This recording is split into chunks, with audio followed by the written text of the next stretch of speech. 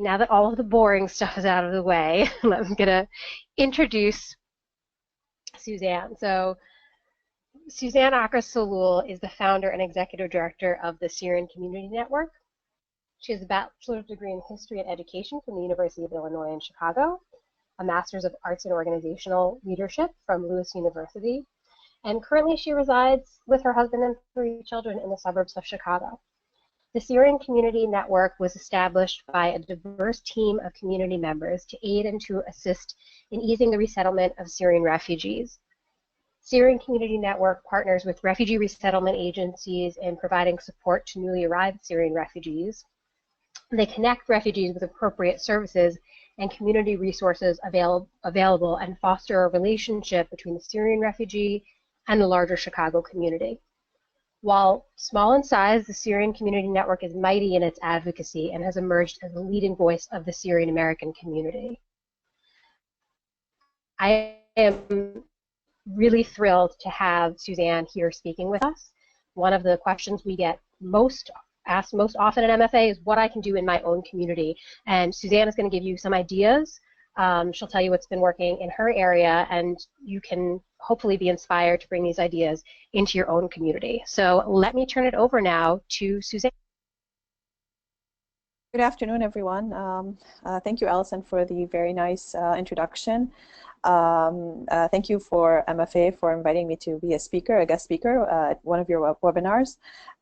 Syrian Community Network is a member of MFA, and we are also participating in the Faith Over Fear campaign. Last week I was in New York, and I was flying in, and I just happened to meet the person who was directing this program, and then he was able to feature our organization in that campaign. So we're really proud of that.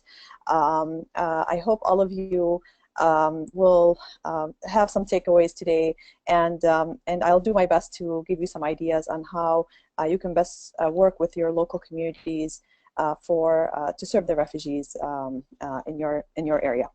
So I call my talk "It Takes a Community," and the reason why I do that, it's all of us coming together to welcome the stranger, to welcome the refugees that are coming into our cities.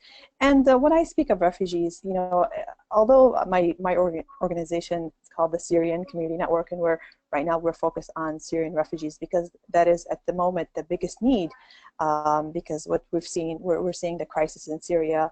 It's the worst humanitarian crisis of our lifetime. You have over 5 million displaced people. You have another 3 or 4 million internally displaced within Syria. And so this is one of the largest refugee crises since World War II.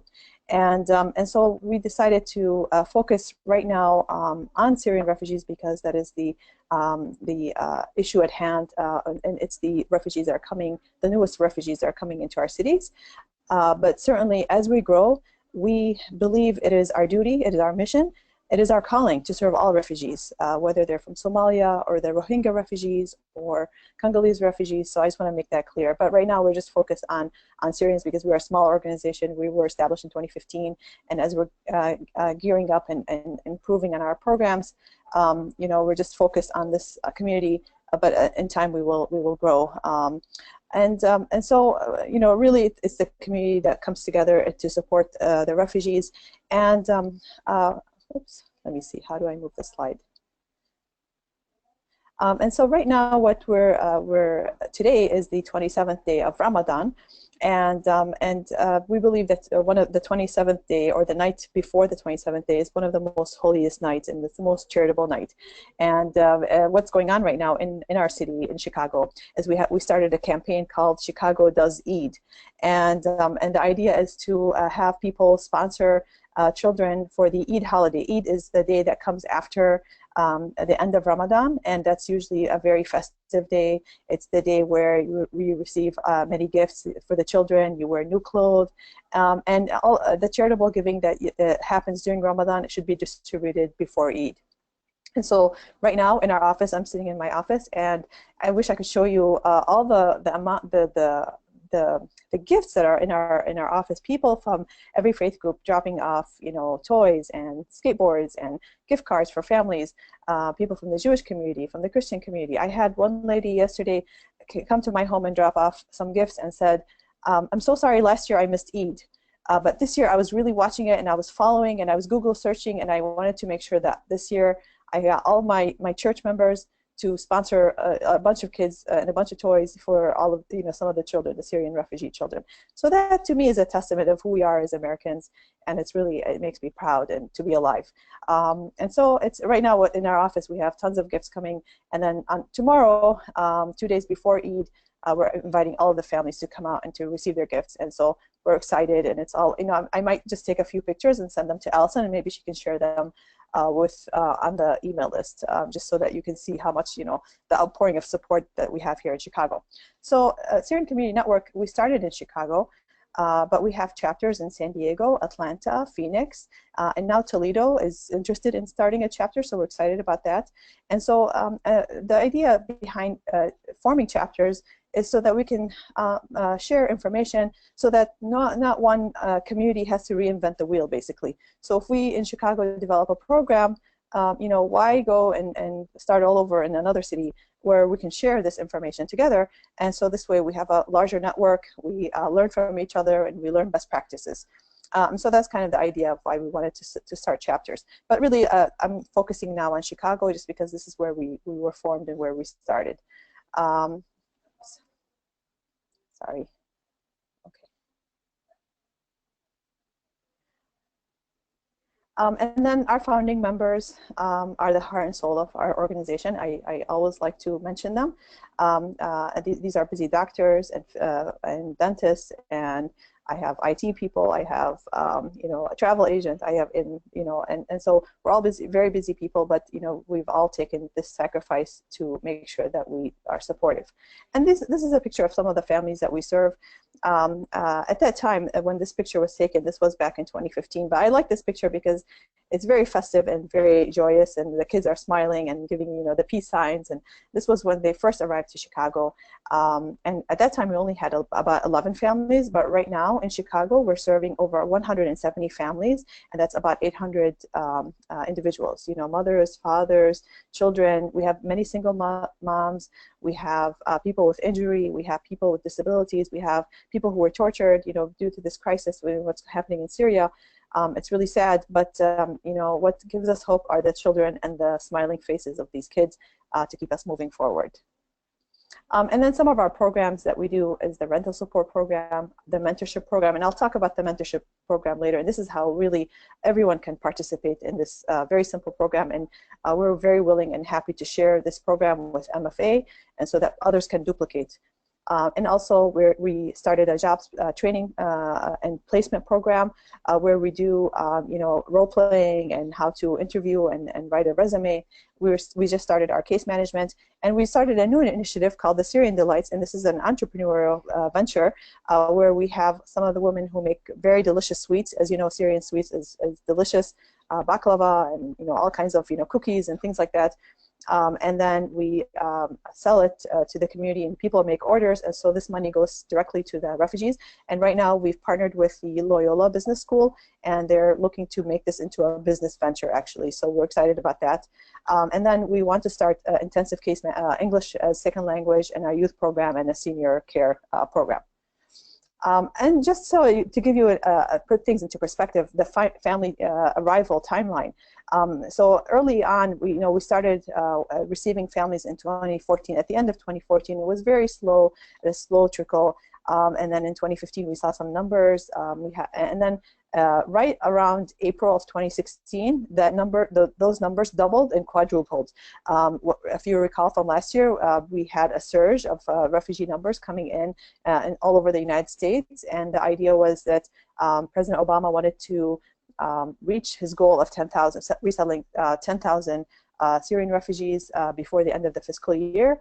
And so you saw a spike in numbers of many people coming in, and so that's why now we have 170. So we went from 25 around this time last year to now we have 170 families. And so our rental support program is our biggest program, and we help them. And the reason why we started this program, and this is something that you can also, all of you do, because, and of course, people tell us, well, you should provide jobs. And yes, jobs are very important. And but the reason why we started the rental support is because many of the jobs that the refugees take are starter jobs, and they only pay minimum wage. And many employers don't give the refugees full-time. And so no matter how hard they work at $10 an hour and sometimes $9.50 an hour, there's no way they can pay a rent of $1,200 or $1,300 or $1,400.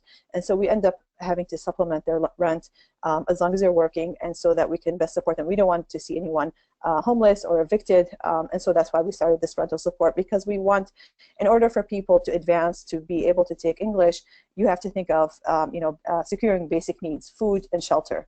Once you've secured food and shelter, then you can go on and to learn English, and then you can become better at your job and advance and do other things. So this is why we started this program. And then this is a picture of when we did our jobs fair, and the idea was to train some of the participants that attended. And we had businesses like Target and Starbucks and Axe and Noble and a few others that came and sponsored and were willing to meet. And so we did these workshops for the refugees, so that they can become accustomed and aware of U.S. customs in jobs. It's completely different, in Syria. In Syria, you have to put things into perspective. In Syria, people go, to work at 10 o'clock in the morning, and then by 2 o'clock they shut down shop, basically, and they go home for their main meal, which is the big lunch, and then they have a siesta, and then they'll go back to work at 6 in the evening. It's an easy lifestyle. It's a nice lifestyle. But here, the work culture is completely different. And sometimes they don't know that they have to tell their boss or their employer that they need time off or that they have appointments. And those sometimes these misunderstandings cost the refugees their jobs. And so we're trying to avoid these small pitfalls that that the refugees fall into, and try to do role playing and keep them aware that you have to be on time, you have to be professional, you have to do this, and you have to make eye contact. And so all of the different cultural nuances they need to be aware of so that they can excel in their jobs. We also do some financial literacy. So this is also another way that you can help.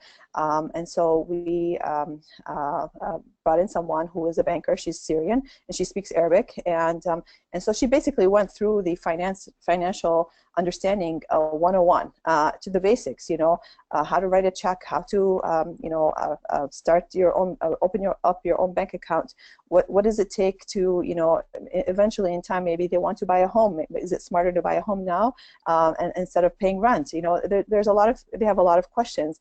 And the banking system in Syria is completely different than the banking system here. And many people in Syria were not used to having bank accounts. The old style, the old-fashioned style of hiding your money under the pillow kind of was the norm, except for people who lived in the city. Maybe they had bank accounts, but many people who lived in the rural areas in Syria did not have bank accounts. So now they're coming here and they have to learn a completely new system and a new process, and it's really overwhelming. So if you can make it easier on people to help them understand banking, to help them with their taxes, to help them open a bank account, help them write a check, once, twice, 3 times, and they get it, and then they become masters of their own, of their own accounts. So this way, you're giving them tools so that they can succeed. And so this was when we had our workshop. These are some of the families that attend, it's it's like they had a lot of questions. Why is the banking so different in Syria than here? And so it's good to have these types of cultural awareness for them, so that they can best succeed. And so now I want to talk about our mentorship program, and this is where many people can start a program like this in their own city and really see it take off. So our mentorship program, the whole idea is pairing people in the community with a refugee family. So many people started reaching out to us after they saw the picture of Aylan Kurdi in 2015, his little body washed up on shore. And this is when people really became aware of what's happening in Syria. And so we didn't know what to do and how to channel the energy of the people. And so we came up with this idea, well, why don't we pair people with other families? And in our faith tradition as a Muslim, our Prophet Muhammad, and just like Prophet Moses and Jesus and all the prophets were all refugees. And so there's a concept, and it's called mu'akha. Mu'akha means brothers. Akh means brotherly. And so so the idea of pairing brothers together, or pairing people together. And so we took this concept that we know and turned it into a mentorship program. And so we train people. We do a quick culture 101. We train them on some of the do's and don'ts of how to mentor a family. And then we do background checks because we want the families to be safe also. And then we facilitate introductions. And we just kind of monitor and evaluate. Every month we have evaluations from the mentors themselves. And we follow up on issues. Sometimes the mentors are the eyes and ears of the family also for us, because sometimes we may not know there's an issue in the house. There might be an issue of abuse. There might be an issue of neglect. And so sometimes the mentors will come and tell us something. And so this way then we'll go and have a conversation with the family. And we're noticing this or we're noticing that. So it's really has helped us out to help guide the families a little bit more. And then our mentors have become really an inspiration because we're seeing the mentors helping connect the refugees to jobs. We're seeing them take them to job interviews. We've seen them sign up children for programs.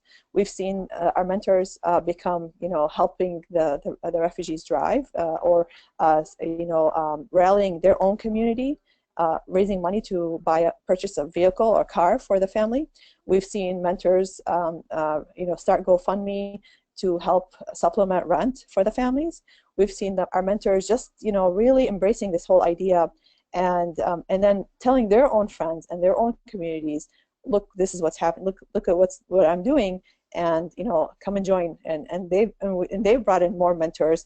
And right now we're managing over 150 mentors for 150 or 170 families. And I think that's really amazing because we have some families we've even assigned them 3 or 4 mentors depending on how big the family is. So sometimes like the mom will need English, so we'll pair her up with someone who can help her with some basic English, because a lot of times moms don't go to the English classes because they have a small baby, a small child at home, and the daycare is not an option. And then we've seen mentors help tutor children after school. We've seen mentors. Sometimes I'll go and visit one of the families that I used to mentor, and I'll see the same volunteer there over and over. And now she's baking cookies or making brownies with them and teaching them how to follow a recipe. And so I think really it's just amazing. And so this is the one way that people can participate. And if you start a mentorship program in your community and you know that there's a refugee population, and again, it's not just for Syrian refugees, but for other refugees, and this would be really a powerful way of support, love and support, and helping them integrate into the community. So this is, I think, really powerful.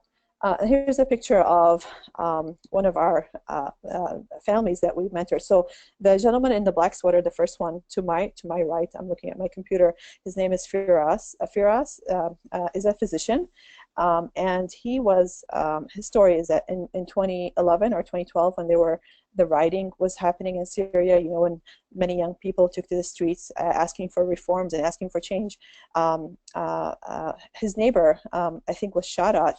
He was shot at, and so being the doctor that Firas is, he, doing his job, he rushed to his aid. And so Secret Service or the secret security in Syria, in his city, he was living in Damascus at the time, took him, imprisoned him for 1 year and tortured him. And actually his family didn't know where he was.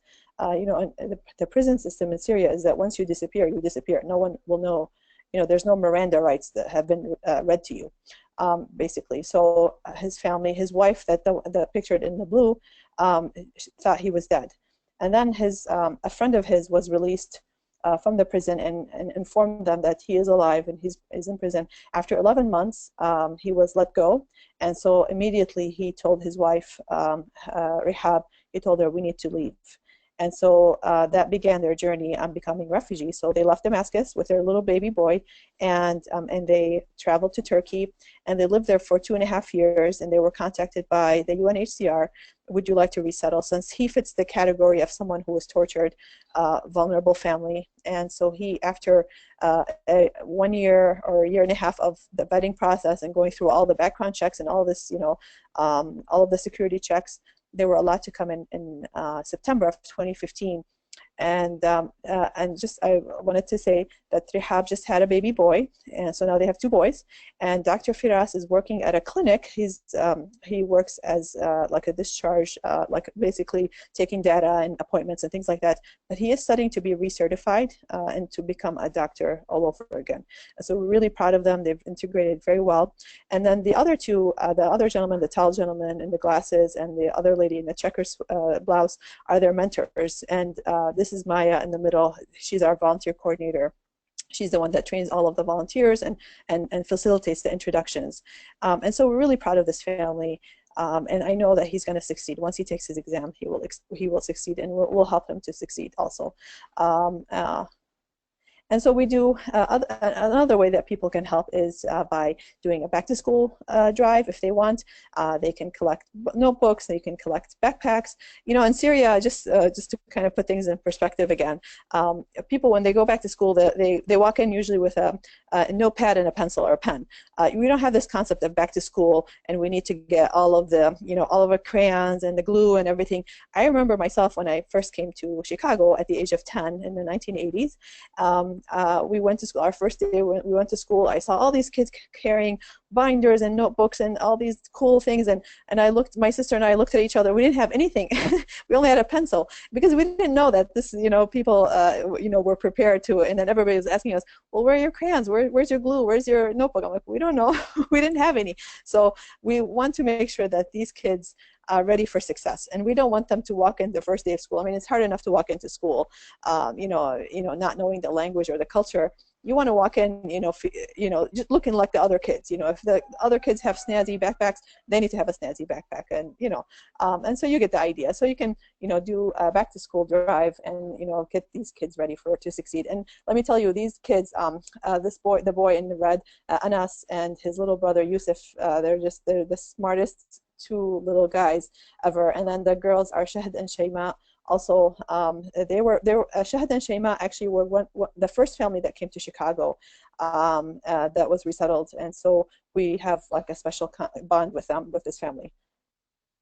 And we believe also in advocacy, and this is also another way for all of us to be involved, is that we all have a responsibility to use our voice, our collective voice. We can call our senators, we can call our congressmen and congresswomen, we can call our governor, our mayor. What are we doing to make our state a more welcoming state? What are we doing in our city to welcome refugees of all kinds, immigrants and refugees? Are we part of coalitions and groups that are supporting other refugee groups and supporting immigrants? There's a lot going on, in terms in Chicago. There isn't a day or a time there isn't a rally or something that has been happening, especially after the inauguration. And so we went to the airport rallies. We've been making phone calls, and right now in Illinois we have something called the Trust Act, and so we're trying to push it. So it pushed through the Senate and the House, and now it's at the governor's desk, and everybody's pressuring the governor to sign it. As you know, our governor was one of the governors that said we don't want to welcome Syrian refugees, but our Mayor Rahm Emanuel, says that no, we are, just like the mayor of New York, we are a welcoming city, we're a city of immigrants.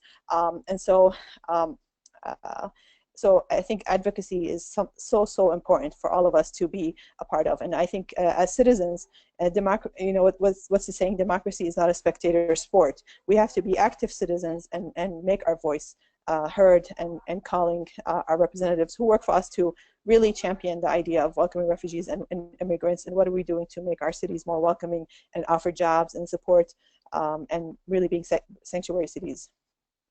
And I like this picture of the New York Times. So this family came to Chicago. So the father is Khalid. His name's Khalid, and this is his daughter Bara'a. So at the time when the inauguration happened, when the ban first came out, The daughter actually had left southern Turkey. She and her husband had sold all their belongings in southern Turkey. They were living there for 3 years. Took the 17-hour bus ride from southern Turkey all the way to Istanbul, only to find out that they were not allowed to board their flight. And they were just completely devastated. And their parents, who are also refugees, who came back in September, really needed their daughter. The dad or the mom has health issues and really needs her daughter to be there, her adult daughter, to help her and support her. And so they were completely devastated. But thanks to so many advocates and lawyers and people who have, who championed and welcoming refugees and immigrants, all the people who went to the airport rallies and the ACLU and everyone who advocated for people to come back in, and all of the judges, we want to thank them, who put a hold on the ban. And so because of the first hold on the ban, the daughter was able to travel, to come to Chicago, and this is their reunion. You can see me in the background. I'm wearing the purple scarf, and so he was hugging her. And the New York Times last month released this article saying that the U.S. quietly lifts limit of number of refugees allowed in. So we're hoping, God willing, that people will be allowed to come in, refugees from every conflict, because there have been people who have been waiting 17 years to come to the U.S. And so it's really difficult to see that they are not allowed to come in after waiting for so long. And so this is a picture of our Syrian delights, just to kind of give you, I am fasting right now, but just to kind of entice you, if you want to make an order, you can reach out to us and we'll help you facilitate an order. We ship across states. So these are made by refugees, and again, all of that money goes to their pockets for the refugees. And this is, as a way to support some of the women who may not be able to go and work outside, but they're able to use their talents at home. And these are some pictures also. And just recently in April, we opened our Welcome Center in Chicago. And so that's me in the middle, grinning. It was really a proud moment, because we started the organization in 2015, and we were working from our homes and cafes and running around all over Chicago. But so having a center is really special. And we don't want to call it an office. We call it a center where we can welcome all refugees who can come and get their services and their classes and workshops. And these are our board members cutting the ribbon. This is what it looks like from the outside. And then I want to end with this story. This is one of our mentors, and again, this is how everybody can be involved. This is Ryan Schussler. He works at the Field Museum, and I met him at I was giving a talk, and so I told him, well, the way you can help is go on our website, SyrianCommunityNetwork.org, fill out the volunteer form, and we'll train you and facilitate an introduction with you and your family. And so we did that. He did that, and then this is the family that we paired him up with. They're a Kurdish family, and from Aleppo, and they're very nice. And so we asked him to write a blog about his experience, and he tweeted this picture. Thank you, SCN, for bringing our families together. And in his blog, he talks about the first 2 times how awkward it was to sit with the family. He felt like he was being a nuisance, like he wasn't wanted. And then the third time, the dad called and said, why don't you come and have dinner? Bring your girlfriend and let's have dinner together. And so that act of having dinner and breaking bread together actually, took away that awkwardness, and they started talking about food and doing different activities, focused on food. But then eventually, now he has been tutoring the youngest child, who's not pictured here, and he's starting to read, and he's starting to excel in school, and all because of Ryan and his girlfriend, who's sitting next to him, have been investing their time and to help this little boy to read and to excel at school. And so I just wanted to end with this picture. I think it's really sweet and really dear. And our blog is on our Facebook, and it's just a very nice story. And in the blog he called it "Refugees Are Us," and that we as Americans have forgotten that many of our parents and grandparents and great-grandparents sacrificed and came to this country as immigrants looking for a better life. And his grandparents actually came from the former Yugoslavia, or great-grandparents. It came in the early 1900s, and they built their life, and they struggled. And now he's the great-grandson of a Yugoslavian immigrant, and that he wishes that everybody could remember their past and look back, dig back into their history, and remember that we're all immigrants and refugees. And you can follow us on social media, and I'll be happy to take all of your questions. Thank you so much. Suzanne, thank you. That was really wonderful.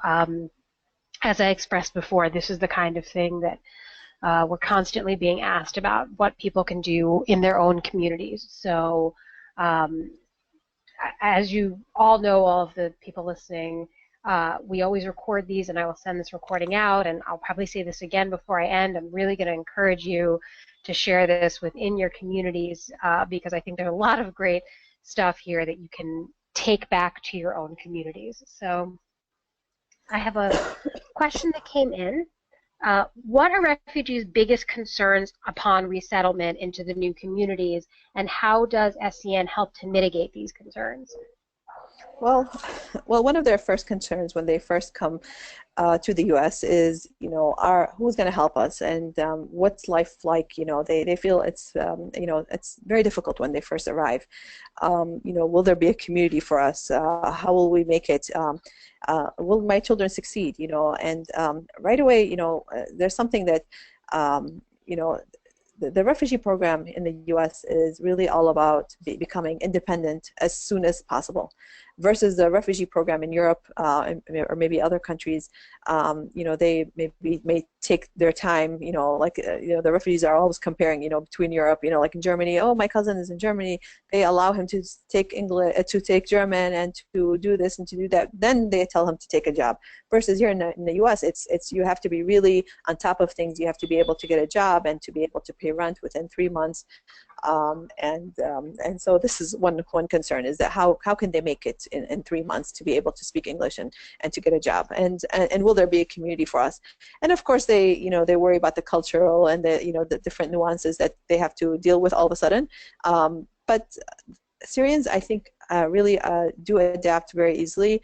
If you, just thinking about Syrian history, Syria is made up of people from, Armenians and Kurds and Persians, and so many of these, and Palestinian refugees, and all kinds of refugees are in Syria. And Syria has always been a home for refugees from every conflict. And so I think it's part of our DNA, probably, to be able to adjust quickly and to adapt to a new culture. So it's just a matter of having to be used to a new system. Yeah, that's, by the way, funny.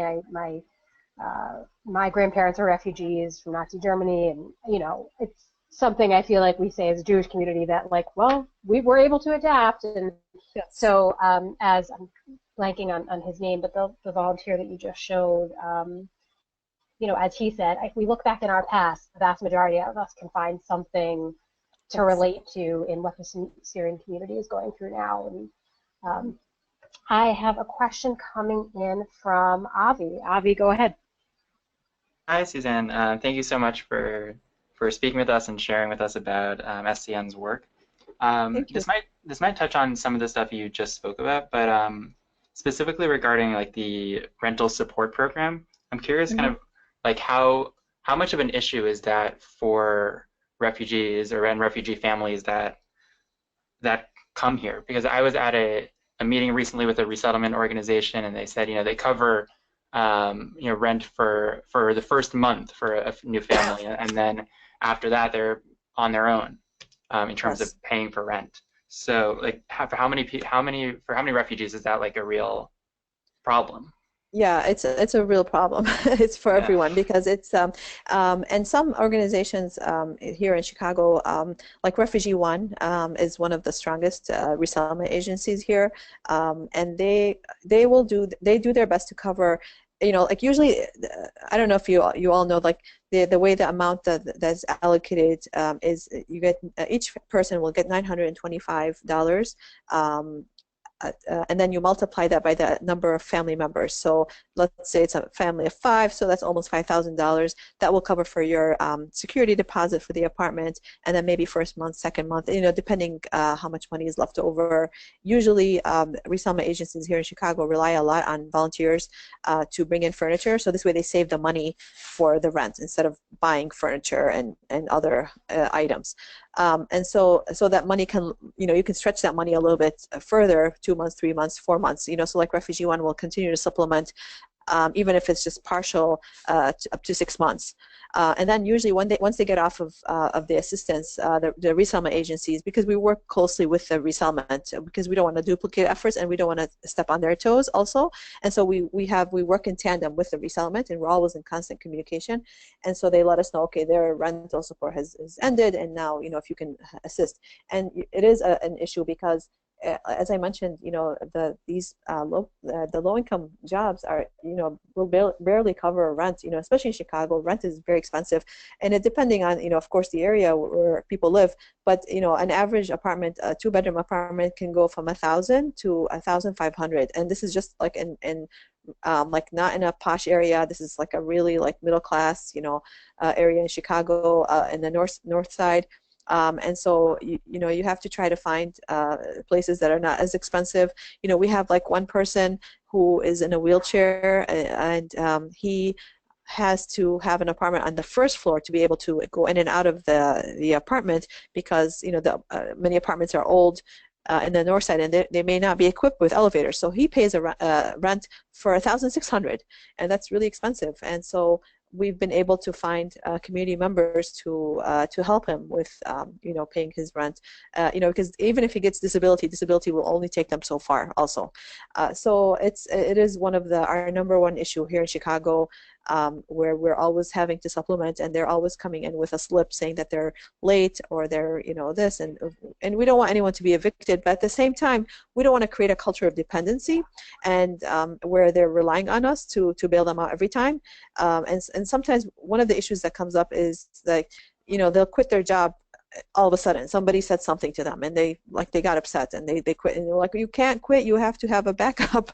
You know, who's going to pay your rent now, and who's going to, you know. So it's really sometimes difficult to have the families understand this issue of, you know, if you're late, you know, after a certain amount, you'll go into eviction, and they don't understand what eviction means, because in Syria, the bill collectors knocks on your door and say, hey, your water bill is up, you know, and then you pay a small fee, and then he'll come back after 3 or 4 months, and it's not even consistent. But here, you know, you're bombarded with mail, and if you're late, you have a late fee. So that's also something new that they have to learn about paying bills and you know, being on time. So rent is like our #1 issue right now. Suzanne, we have time for one last question, and I have a question from Emily. Go ahead, Emily. All right. Well, first of all, I just wanted to thank you so much for this. I thought you provided a lot of really good, tangible things that people can do in their communities. So I think that's really great. I guess my question, I'm curious what the different chapters of Syrian Community Network face, and sort of what the various challenges in different cities look like. I would imagine that being resettled in Chicago is very different than San Diego, and so what are some of the unique needs coming out of being placed in different places? Yeah, that's a very good question. And yeah, the landscape is completely different. So in San Diego, for example, they have actually surpassed Chicago, I would say, in terms of fundraising, in terms of like activity, and because they have this like amazing support network around them. One of the founders of the San Diego chapter, she has really she's a designer, and she was already in the mainstream community, and so when she started the chapter, she found a lot of support and a lot of people to help her. One thing that's very similar to Chicago is their rent. Their rent is very high and very expensive, and they've also had to supplement rent for the families. But they've taken on the mentorship program, and they have many of their volunteers are you know, people from the Jewish faith, from the Christian faith, from different communities from all over. And the same thing with us. You know, most of our mentors and volunteers are non-Muslim, non-Arab speaking, which is kind of like funny, you know, because they'll communicate through apps, and you know, and it's forcing the families also to step out of their comfort zone to socialize with people who are different from them, and I think that's a good thing. And so some of the challenges are the same. The one challenge that is the same across the board is rent, because even in Arizona, the rent is it may be a little bit less than Chicago, but is very similar. Atlanta, not so much of a problem, because the different places that they've placed refugees at different cities, they're not as expensive as Chicago or San Diego in terms of living expenses. But it's all about, like, many of these communities have come together, and it's not just this, like, a Syrian community or an Arab or Muslim community. It's communities of all faith that have rallied, and this is across the board for all the chapters. Suzanne, thank you so much. This